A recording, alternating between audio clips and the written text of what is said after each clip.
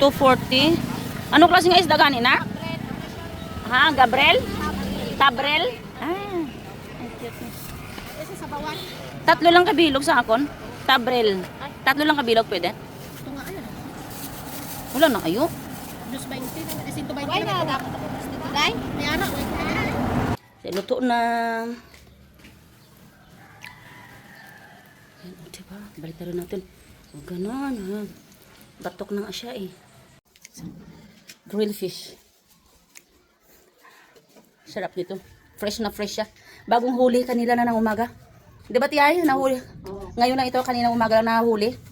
So, presko talaga ito. So, kain na guys. Ito yung breakfast ni nanay. Kaya ito lang na klase na isda na makakain siya. Ari, sinog ng isda. May sausawan. Yan.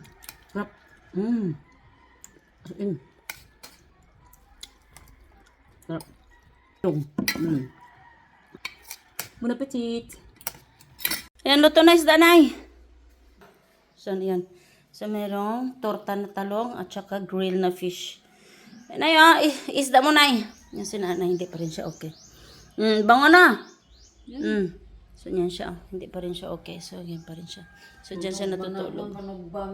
Hindi yan siya batok. Katumbal, okay. Yan, kain na si nanay. Tinay namin yung mukhaon, nay. Namin ang lasa ng isda, presko. Sita, namin mukhaon. Namin, thank you sa grasya. So, yan, kain kami nga tatlo. Picture tayo.